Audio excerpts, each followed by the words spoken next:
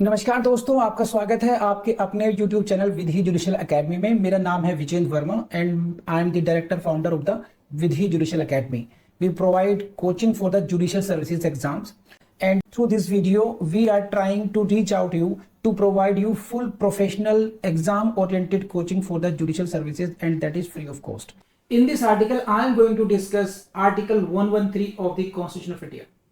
Article 113, ये देखिए, this is article 113 procedure in the parliament with respect to the estimates। जो estimate, जो खर्चे आपने दिए हैं उसके संबंध में जो प्रोसीजर है वो कहां दिया हुआ है? आर्टिकल 113 में दिया हुआ है। इसको हम पढ़ते हैं। पहले ये रहा, so much of the estimates, so much of the estimates, ये पढ़ा चुका हूं मैं, रिपीट नहीं करूंगा समझाने में। so much of the estimates as relates to expenditure charged upon the CFI shall not be submitted to the vote of the parliament। ये मैंने भी डिस्कस किया है। बट यहां से कौन सा क्वेश्चन आएगा? दीप्ति रानी पढ़ लीजिए। But nothing in this clause shall be construed as preventing what? The discussion in either house of the parliament of any of those estimates। what is this question? क्या क्या डाला? अगर हम लोग हिंदी के विद्यार्थी होते इस समय, है ना, पढ़ते थे ना 8वीं में, तो कवि क्या कहना चाहता है? कवि ये कहता है, तो कॉन्स्टिट्यूशन क्या कहता है कि that is the expenditure charge upon CFI shall not be voted, shall not be subject to the vote. Voting नहीं होगी, लेकिन इसका मतलब ये नहीं है कि उसका कोई जिक्र नहीं होगा, उसका कोई चर्चा नहीं होगा, उसका कोई डिस्कशन नहीं होगा। It means what there shall not be voting, but if required it can be discussed. इस पर चर्चा हो सकती है, इस पर डिस्कशन हो सकते हैं, और यहीं पर आपका डी जैसा क्वेश्चन बन जाएगा, है ना। The expenditures charge upon CFI shall not be subjected to the vote of the parliament, but these can be discussed। this is correct or not correct? answer is this is correct। Please let me know अगर आपके बात समझ में आ गई हो तो। It means what? मैं इसको ऐसे कहता हूं, देखिए, ब्लैंक कहां रहा? एक्सपेंडिचर्स कौन से? Charge on CFI. इन पर क्या नहीं होगा? वोट नहीं होगा, लेकिन इन पर डिस्कशन हो सकता है।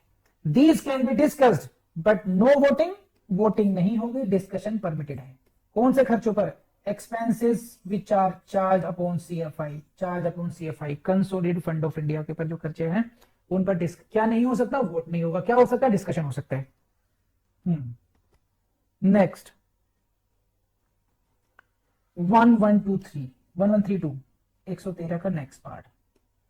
so much of the said estimates as relates to the other expenses means which are not charged shall be submitted in the form of demands for grants के बारे में हिंदी में बता देता हूं मैं, क्या क्या है हिंदी में शब्द ढूंढते हैं इसका अच्छा सा।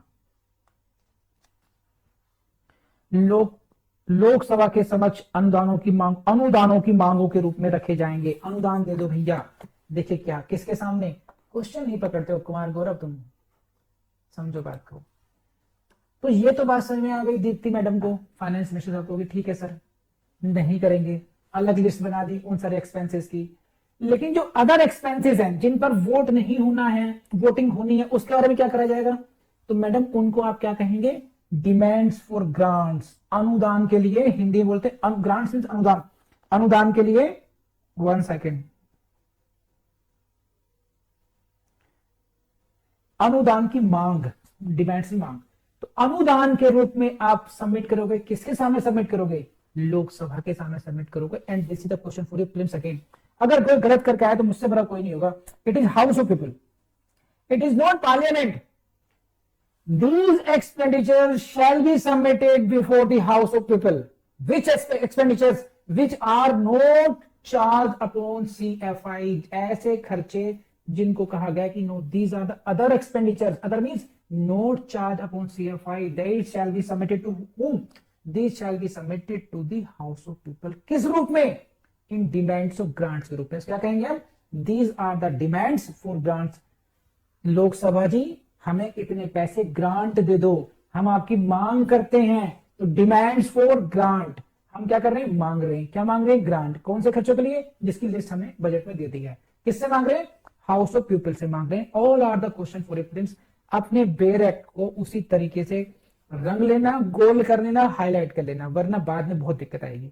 ये चीजें इतनी आसान नहीं है, वो टेक्निकल है, एक एक शब्द क्वेश्चन बन जाता है। क्योंकि अगर एक क्वेश्चन आ गया कि other expenditure shall be submitted to option A parliament, option B house of people, घूम जाओगे अगर ध्यान नहीं करा तो। This is house of people, this is not parliament. And किस फॉर्म में, this is in the form of demands for grants के रूप में। प्लीज लेट मी नो ये बात समझ में आई या नहीं आई। चलिए अब मैं नेक्स्ट पर आता हूं, अभी नेक्स्ट पार्ट पर इसके।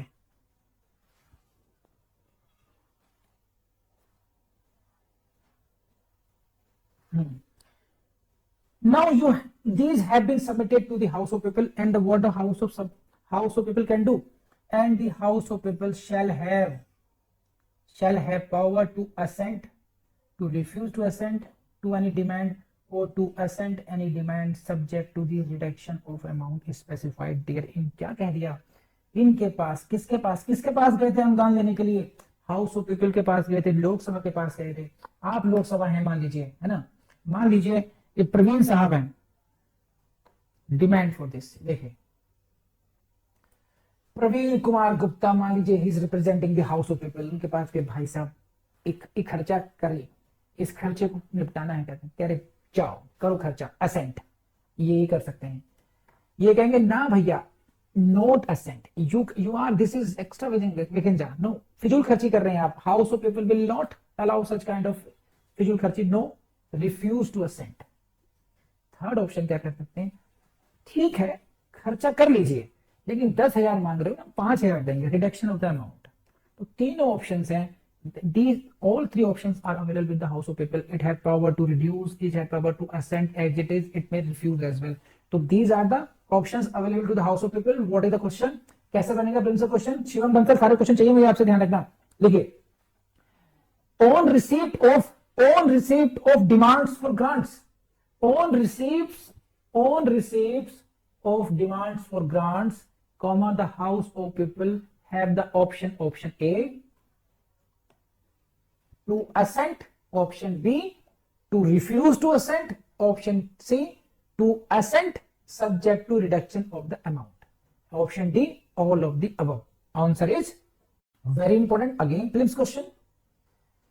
No demand for a grant shall be made except on the recommendation of the president। राष्ट्रपति की रिकमेंडेशन पर ही जाएंगे।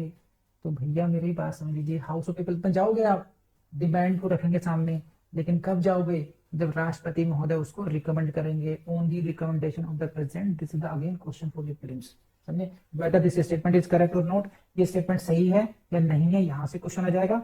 और किसी तरीके से बना देंगे, इसको याद रखना, this such kind of demand for grant, अनुदान के लिए मांग, जब मांगने जाओगे तो दादाजी की अनुमति लेकर के जाना, वरना दादाजी बहुत लठियाएंगे कि घर की बेइज्जती करा दी। ऐसे याद कर लीजिए, दादाजी कौन हुए यहाँ पर, राष्ट्रपति महोदय हुए, president only on the recommendation of the president. पहले राष्ट्रपति की रिकमेंडेशन लेंगे, फिर अपने अनुदान की मांग करने के लिए लोकसभा जाएंगे आप लोग, लोकसभा, राज्यसभा की बात नहीं है, ये ध्यान रखना।